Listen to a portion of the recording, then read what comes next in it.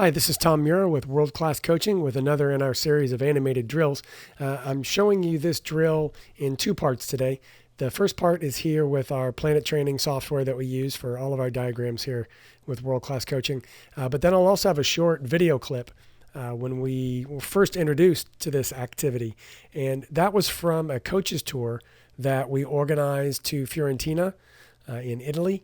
And it was the first time I had seen this kind of activity done. I'm sure it's been done other places before, but that was my introduction to it. So I'll show you that video here at the end of this. But just to explain it, I'll set this up with 3 different grids, and I'm showing it here with lines, which is obviously great if you're able to have the lines, but most of us aren't. So we'll end up setting these up with cones.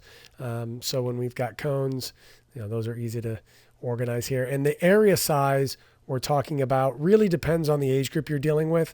In these kind of activities, I think we all kind of tend to start out with an area that is probably, a 10 by 10 or an 8 by 8, just depending on our preference. But I really think it comes down to the age and the ability of your players. So I think you need to, be careful about having one mandated size just because you once saw a professional team do it with that size. I think it makes more sense to set the size based on the age and also the factors you want to bring out. If you want to have a bigger area, it's more about fitness. If you want to have a tighter area, it's more about pressure and technique. So I would say a 4v1 activity like this, I'm going to range anywhere between a really tight 7 by 7 and a fairly large 10 by 10 for this activity. So the way it begins, it's organized like this with 3 different areas. If you've got 15 players, this is great. Oftentimes you'll have teams with 16. Obviously, just have an extra player out here shagging balls. You can organize it obviously with as many as 18, and you could just have an extra player for each grid and have that player have a ball. So in this scenario that you've got here, you'd perhaps have another red player that's out of bounds with the balls that are feeding balls in. And you'll see as I describe the activity, having extra soccer balls ready is a key to keeping this flowing. So the way we've got it organized with the 3 grids all going at once, we've got 2 teams playing against 1 defender. So we've got a yellow and a black playing 4 versus 1 against this middle player to begin with. And the activity just goes like that, and you're talking about all the key coaching points of 4v1. I love using 4v1 as a base for possession because you can talk about making sure you get a player on the right, on the left, and in the split of the player that's on the ball. So it's a fantastic way to do it. I really like to organize my players. If you've seen any of the previous activities, I don't like them standing in corners like this. I feel like, that's restrictive. You might say that, that's opening up the space and making the space larger if you do that. But I really think it's restricting the player movement. So I like to see them line up on the sides. You may think it doesn't matter one way or the other.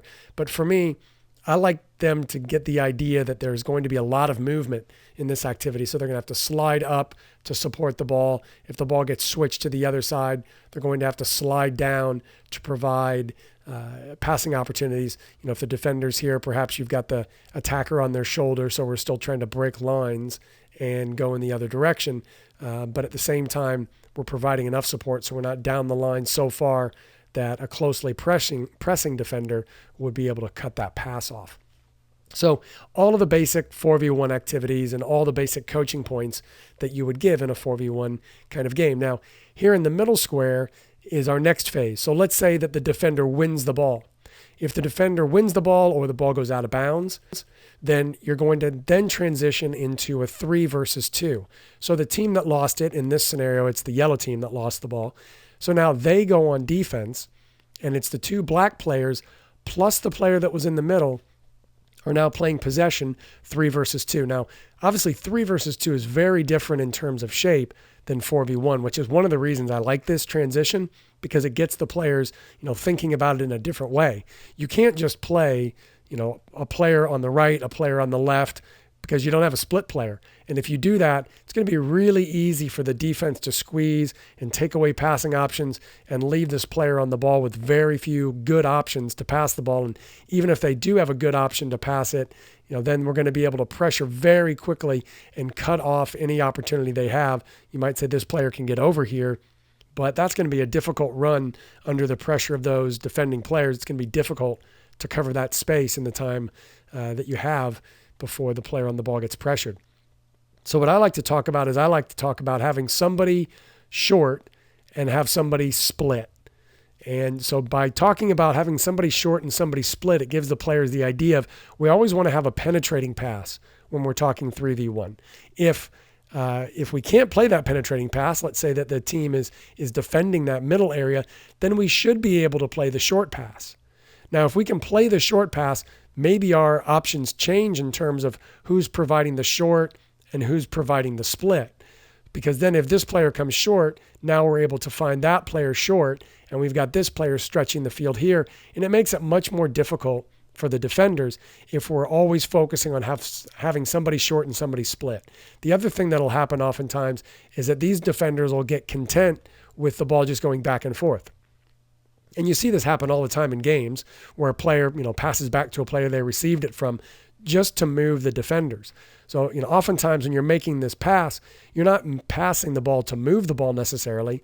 You're really more passing the ball to move the defender. So now the defender comes this way to pressure that ball that's here now. And now you've got the opportunity for that short player to come in. And now we find that split to the player through the middle. So somebody short and somebody split. As soon as the ball goes out of bounds from this activity, then we go right back where we were before to playing 4 versus 1, like we have here. A new ball is played in by the coach. The team gets their shape. They spread out. Now we've got that same 4v1 that we have before. So it's a quick transitioning activity from 4v1 to 3v2 and back again. Now, obviously, you don't want to go very long with these same players in the middle. So you'll rotate that. If you have 18 players, then you could put the yellows in the middle where one is working and one is off providing extra soccer balls.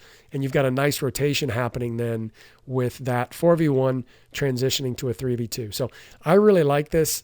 I think it's something that the players can understand both concepts of possession and the differences. It helps to point those things out. And it also serves just to mix up the 4v1 kind of environment or 4v2. If you're like me, you play a lot of these Rondo games, and if you do the same ones over and over, the players, they kind of get bored and it gets stagnant, and it's like we've done that before.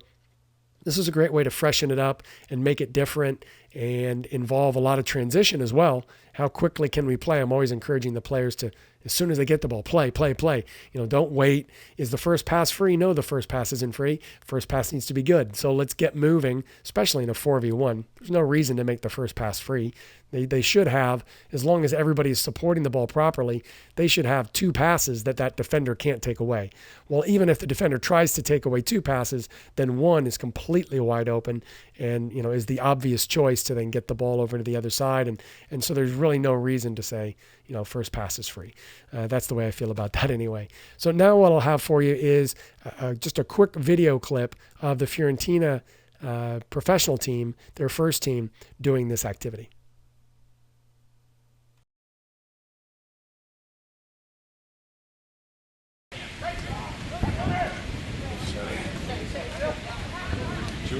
Yeah.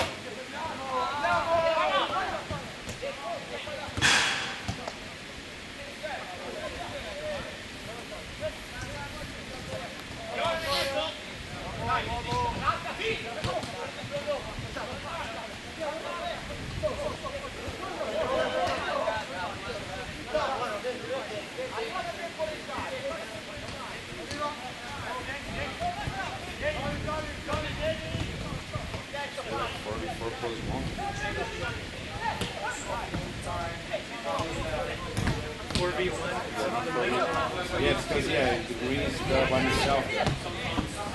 There's one team, there's only one player in each square. I thought that guy was going to be on neutral play. If he make a mistake, still if there's a neutral player, but it's not.